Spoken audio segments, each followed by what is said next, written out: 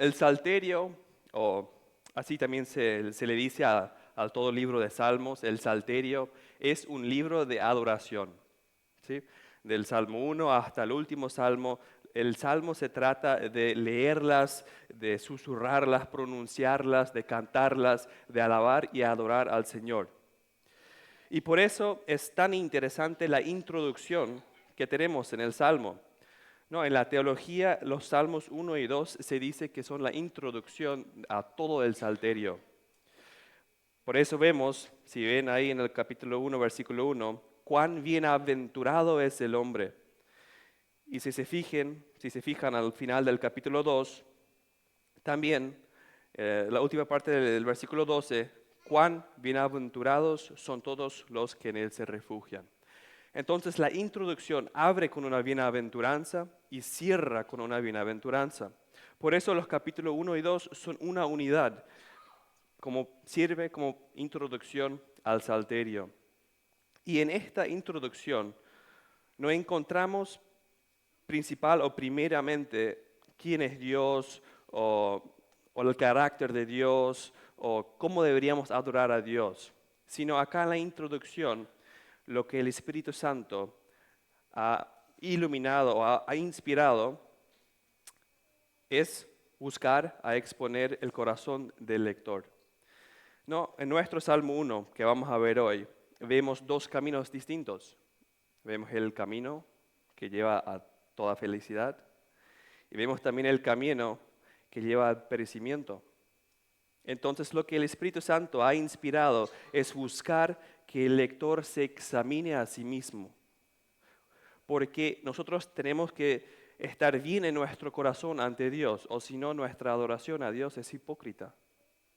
Si nuestro corazón no está confiando en Dios, en el ser de Dios, en Él como Señor y Salvador, entonces, ¿para qué adorar?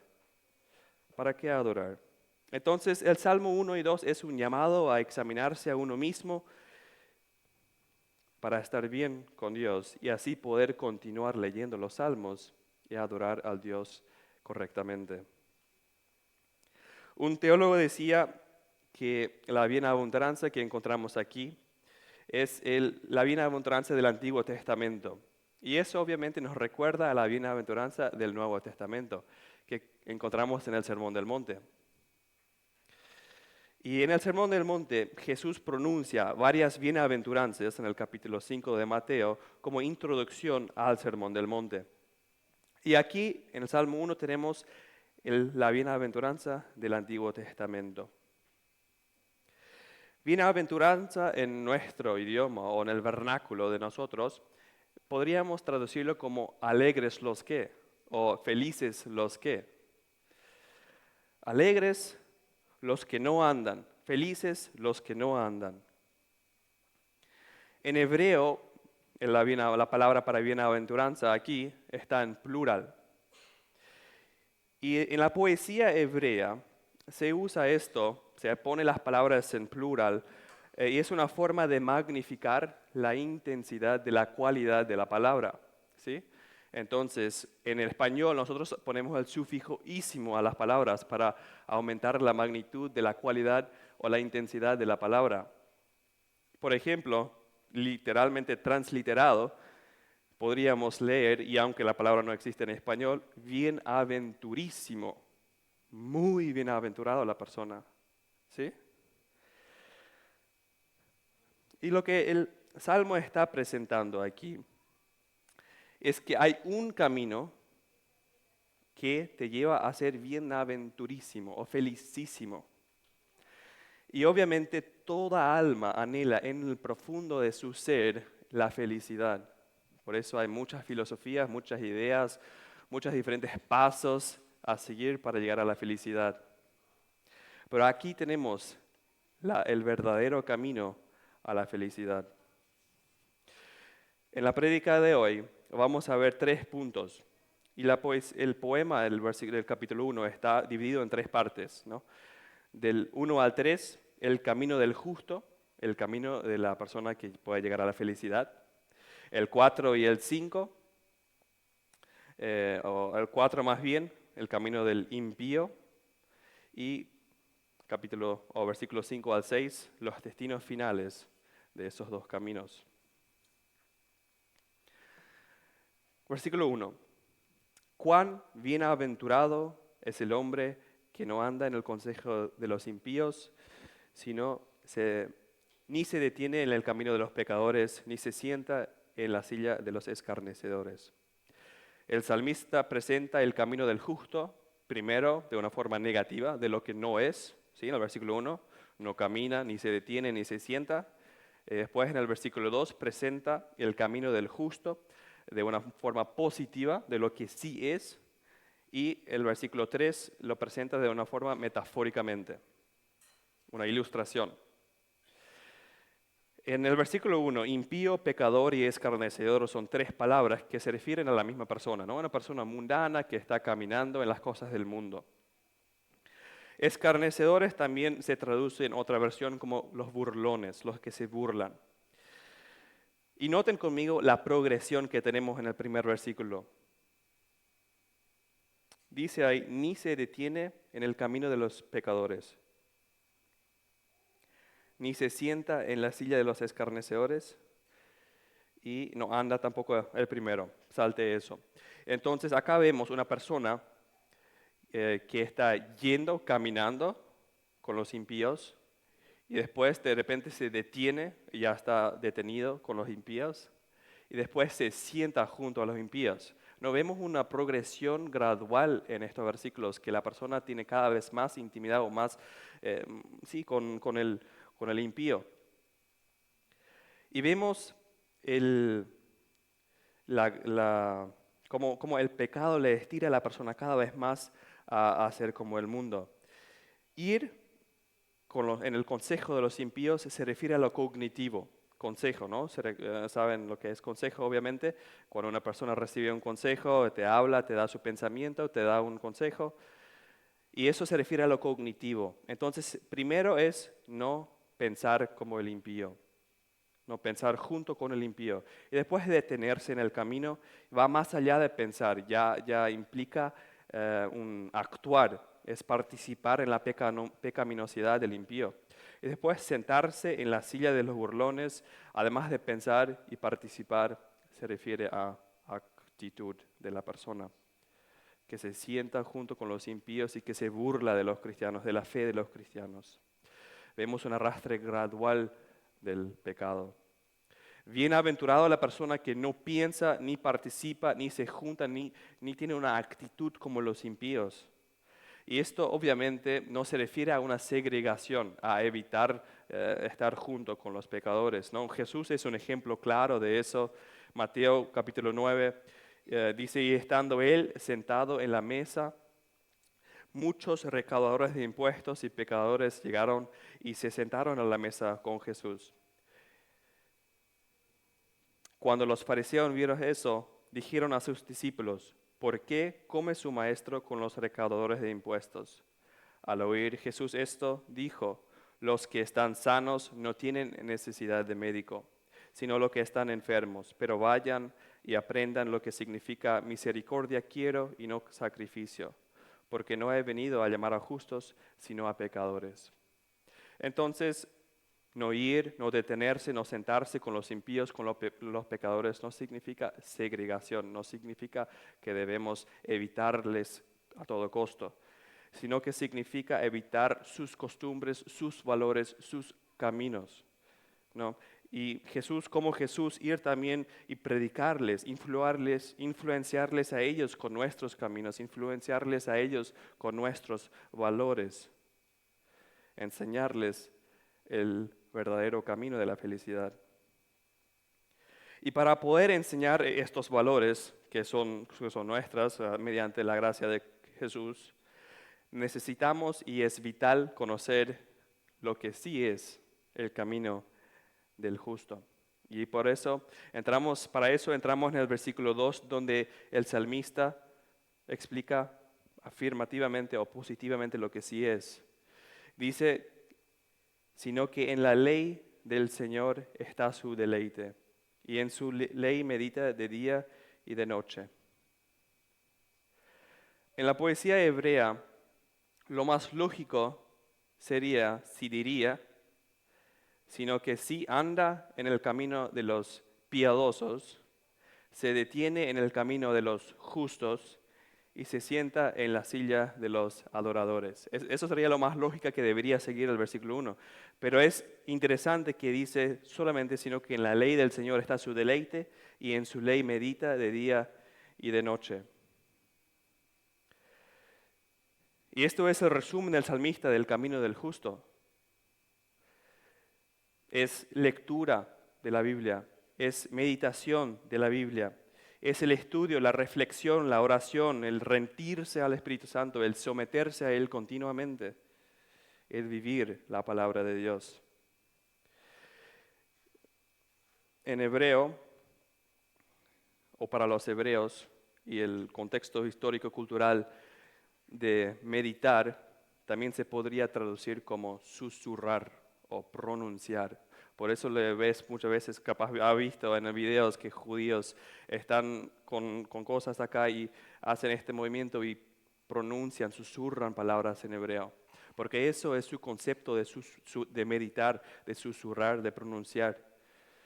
Y así también nuestra vida debe ser marcada de sometimiento a la palabra de Dios y de pronunciarlas todo el día continuamente o pensar en ellas. Y cuando más oramos y cuando más meditamos en la palabra, el Espíritu Santo también nos recuerda en el día al día cuando tenemos dificultades de diferentes versículos y podemos hacer la voluntad de Dios.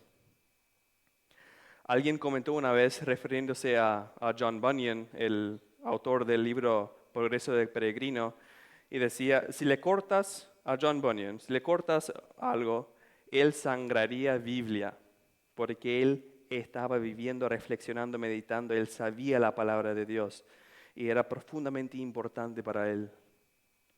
Dice David Barceló acerca de eso también, que si nos sabrarían deberíamos sangrar biblina.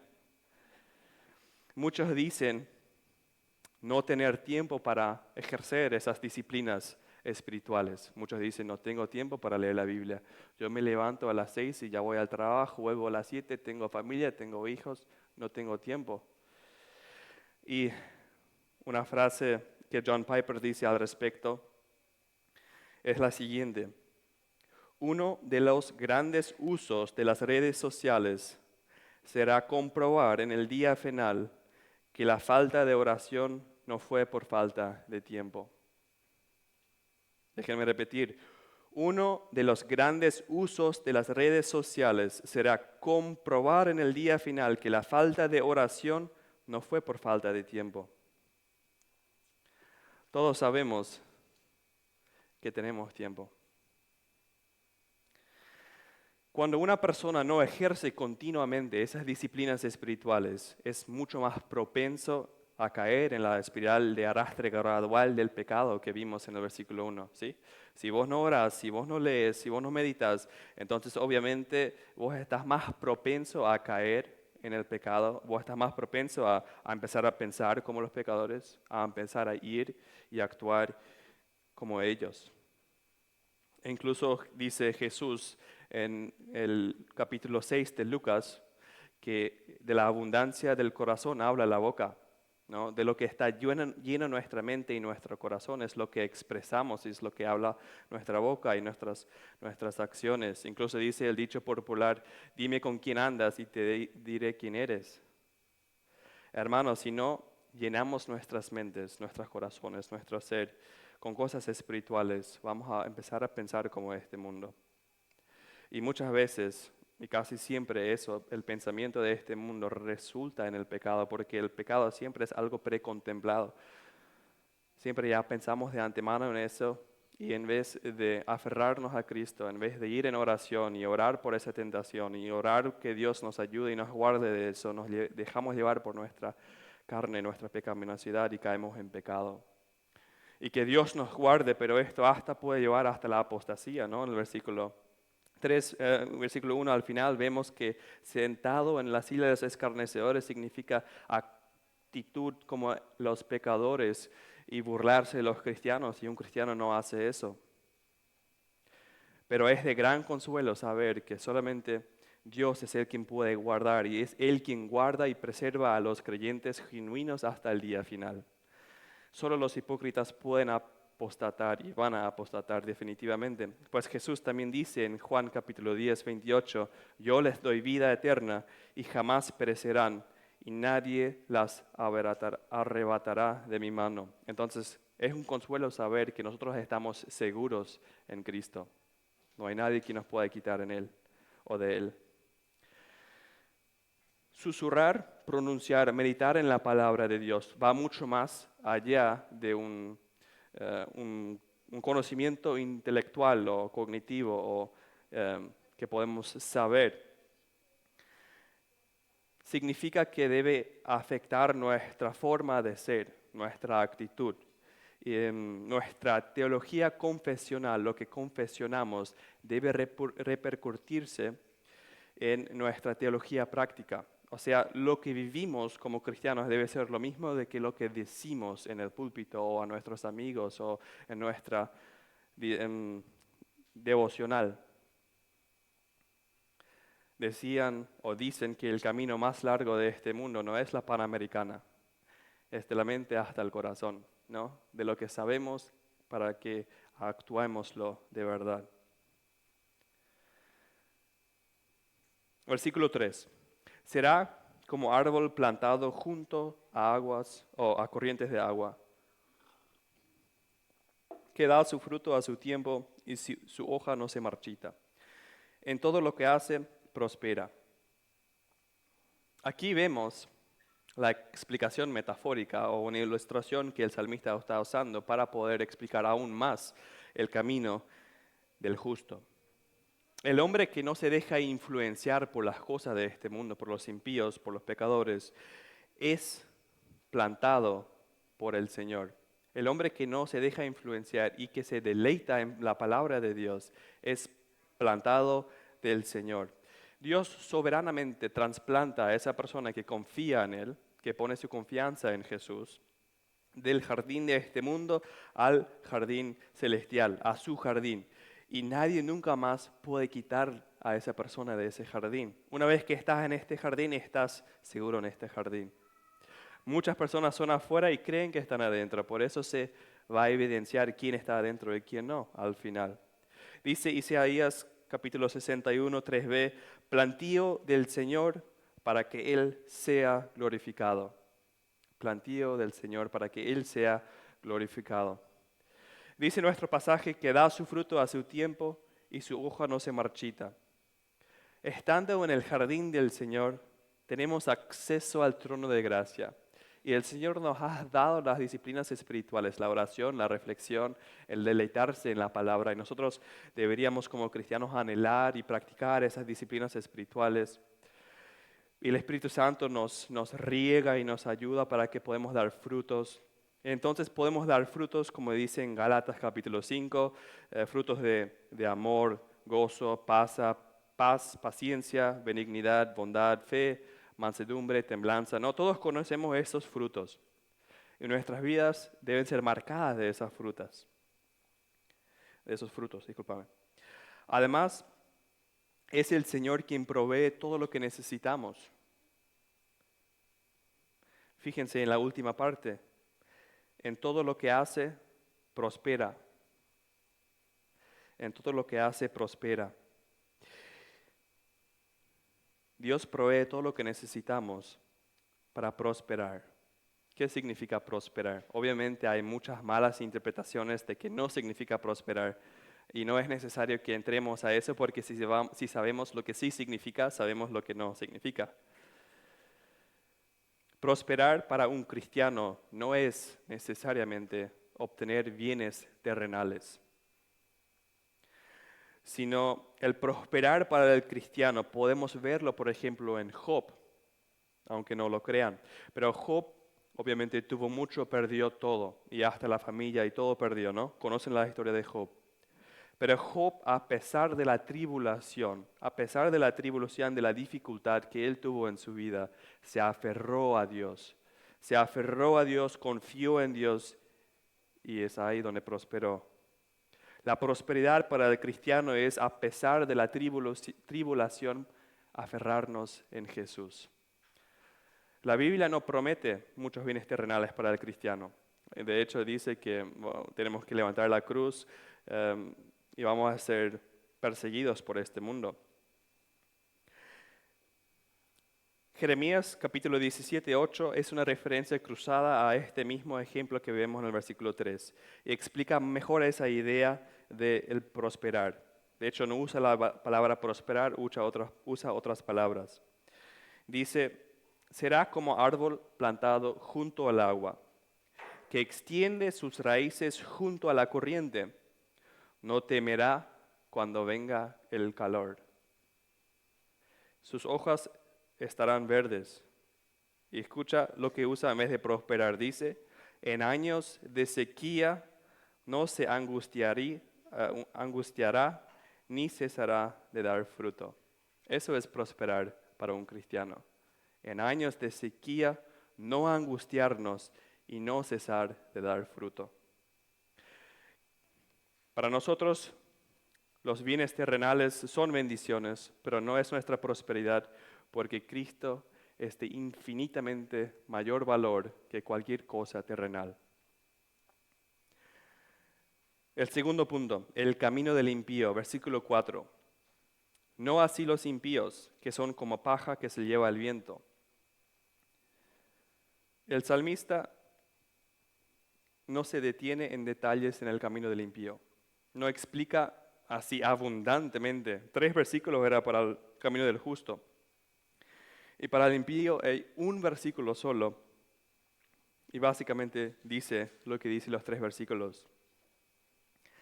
Porque al decir no así los impíos, básicamente lo que está diciendo es que el impío sí se detiene en el camino de los impíos, que el impío sí es como el injusto, como el pecador, sí se sienta en la silla de los encarnecedores, no se deleita en la ley, no medita en la ley. Eso es básicamente todo lo que está diciendo en la primera parte del versículo 4. Y la ilustración que él usa, o la explicación metafórica, es una imagen verbal que se usa con mucha frecuencia en el Antiguo Testamento, que son como paja que se lleva el viento. Y se refiere al tiempo de la cosecha que representa aquello que no tiene valor, que es desechado, que se tira. De la región de donde yo vengo, del Chaco, hay una semilla que se llama Gatun Panek que se cosecha una vez al año. De hecho, mi padre y mi hermano lo cosecharon hace unas semanas nomás. Y me recordó a eso porque al cosechar el Gatun Panek se quedan muchas ramitas, muchas hojas secas y todo junto con la semilla. Y nosotros nos referimos a eso como la suciedad que es parte de la cosecha. Y para limpiarla, los menonitas usan un implemento que es así de grande, tiene un colador arriba, un colador en el medio y un colador más abajo. Y cada colador está conectado con una máquina y vibra el colador. Y para poder limpiar estas semillas se espera un día con mucho viento. Y este colador se pone afuera con el viento y se echa la semilla arriba y con la vibración la semilla se cae. Y entre las semillas o entre los coladores hay un espacio así y el viento lleva toda la suciedad. El viento lleva la paja. Y es más o menos así lo que está haciendo el salmista. La paja es llevada con el viento, ¿no? Para que entiendan. Y así es con el impío. Él no tiene valor. Es desechado. Dios le desecha. El camino del pecador no lleva a la felicidad. De hecho, es mucho peor que solamente o la mera ausencia de la felicidad. El camino al impío no lleva solamente a la ausencia de la felicidad, sino que, como lo dicen los versículos 5 y 6, no se sostendrán los impíos en el juicio, ni los pecadores en la congregación de los justos, porque el Señor conoce el camino de los justos, pero el camino de los impíos perecerá. El camino del impío lleva al perecimiento. En esta última estrofa de nuestro poema que vimos en el Salmo 1, se presentan los destinos finales de ambos caminos. Y los destinos finales son totalmente distintos. El uno lleva a la felicidad, el otro lleva al perecimiento. De los 4 versos que están en esta estrofa, en el versículos 5 y 6, de las 4 líneas, 3 líneas hablan del juicio o del destino final del impío, y solamente una línea habla de los justos. Acompáñenme a Apocalipsis capítulo 14. Apocalipsis capítulo 14, versículos 10 al 11, explica un poquito más en detalle lo que le espera al impío. Apocalipsis 14,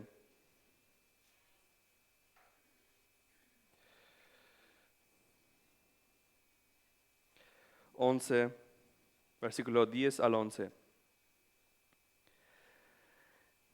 Dice así: Él también beberá del vino del furor de Dios, que está preparado puro en la copa de su ira. Será atormentado con fuego y azufre delante de los santos ángeles y en presencia del Cordero. El humo de su tormento asciende por los siglos de los siglos, no tienen reposo, ni de día ni de noche, los que adoran a la bestia y a su imagen y cualquiera que recibirán la marca de su nombre. Entonces aquí vemos que no hay esperanza para el impío. Y mucho más que solamente la ausencia de la felicidad, están en presencia de la ira del Señor. Horrenda cosa será para el impío. Horrenda cosa será para aquel que ha sido hipócrita. Y en poesía hebrea, horrendísima cosa es el destino del camino del pecador. Pero hay un verso que sí habla del destino de los justos. Hay un poquito de luz, hay una luz en el Salmo, volviendo a nuestro Salmo. Hay una luz que resplandece entre tanto dolor, tanta oscuridad. Y es la penúltima línea.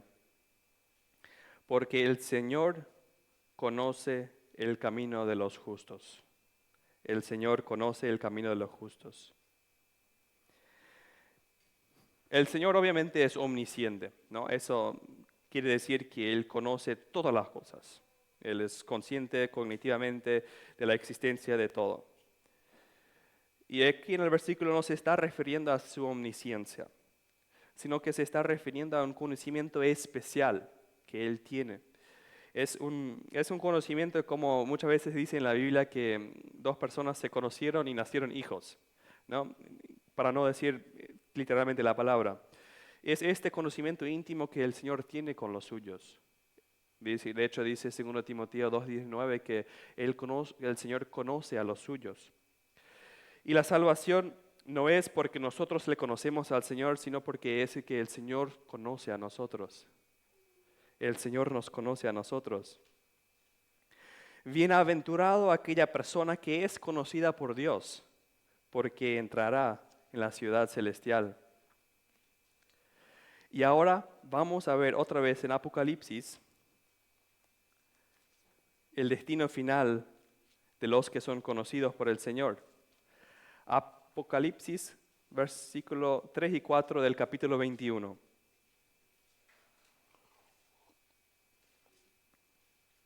Y es hermoso lo que nos espera como hermanos en Cristo, como creyentes de la fe. Apocalipsis 21, 3 al 4.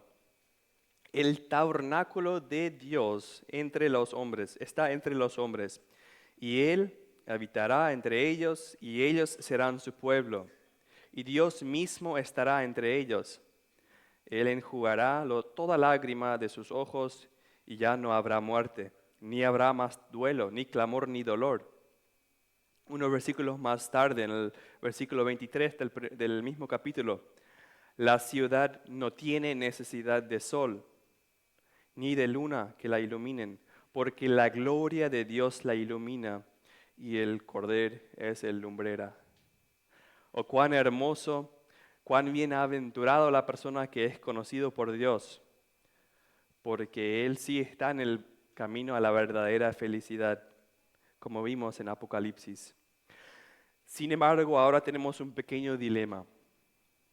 Muchos dicen, pero eso es un contraste muy grande. El impío es obviamente pecador y el justo es justo de verdad. Dice que Dios conoce el camino del justo.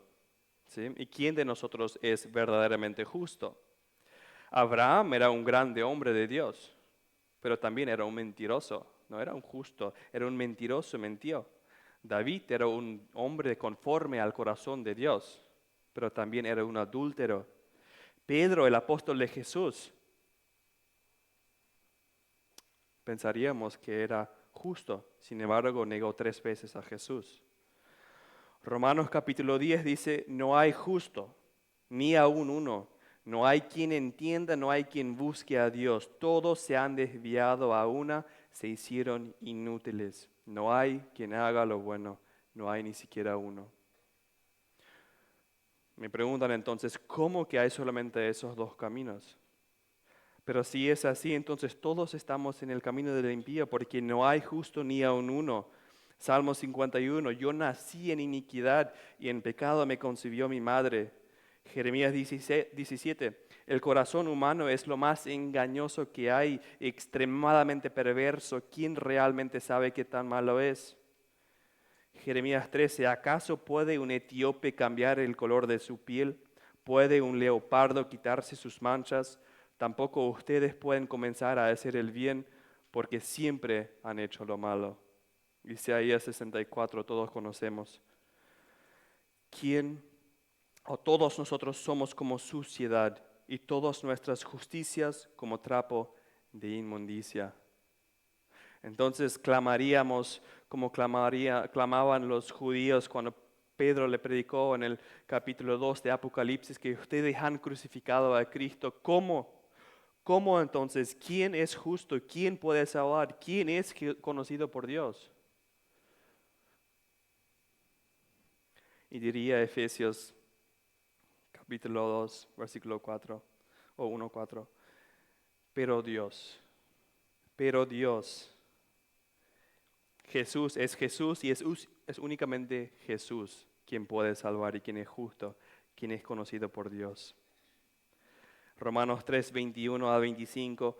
Pero ahora, aparte de la ley, la justicia de Dios ha sido manifestada, conformada por la ley y los profetas. Esta justicia de Dios por medio de la fe en Jesucristo es para todos los que creen, porque no hay distinción. Por cuanto todos pecaron y no alcanzaron la gloria de Dios. Todos son justificados gratuitamente por su gracia, por medio de la redención que es en Cristo Jesús, a quien Dios exhibió como propiciación por su sangre a través de la fe, como demostración de su justicia. Oh, cuán hermoso este pasaje, o cuán bienaventurado aquella persona que está siendo justificado, que es justificado gratuitamente por su fe en Jesús. Nosotros somos justificados por medio de la obra de Cristo. Y la justicia de Jesús en la obra redentora es imputada de Jesús a nosotros, a cada uno de ustedes que es creyente. La justicia de Dios, de Cristo mismo, imputada, y tus pecados, tus transgresiones son transferidos a Jesús y Él pagó por ellas en la cruz. Y este no es un tercer camino, este es el camino de Dios, es el camino de la felicidad que el único hombre que sí de verdad nunca caminó con los impíos, nunca se sentó, nunca pensó como ellos. El único hombre que siempre se deleitó en la palabra de Dios es Jesús. Y ahora porque nosotros confiamos en Jesús, Dios no nos ve directamente a nosotros, sino nos ve a través de la obra de Jesús. Entonces sí nos ve justificados porque Jesús era justo. Y ahora Jesús nos capacita a ir en el camino del justo. Antes no éramos capaces. Decía luego el texto, no hay justo ni aun uno, ni es capaz de hacer lo bueno. Pero ahora que somos parte de la familia y del jardín, así por decir, de Jesús, Él a través del Espíritu Santo y nos ayuda a través de los ejercicios espirituales de orar, de reflexionar, de meditar. Él nos hace capaz. Ahora sí es posible que nosotros caminemos el camino que lleva a la verdadera felicidad. Mientras más oramos, menos pecamos, y mientras menos oramos, más pecamos, obviamente. Y también decía John Owen que nosotros como familia, como cada uno individualmente, debemos de mortificar el pecado, o si no, el pecado nos va a mortificar a nosotros. Bienaventurado aquella persona que confía en Jesús, porque Él sí puede caminar el camino de la felicidad. Déjeme concluir con un versículo hermoso de Apocalipsis 22, versículo 14. Bienaventurados los que lavan sus vestiduras para tener derecho al árbol de la vida y para entrar por las puertas de la ciudad. Bienaventurados los que se lavan sus vestiduras en la sangre hermosa de Jesús en la cruz, para tener derecho al árbol de la vida y para entrar por la puerta de la ciudad. Amén. Oramos.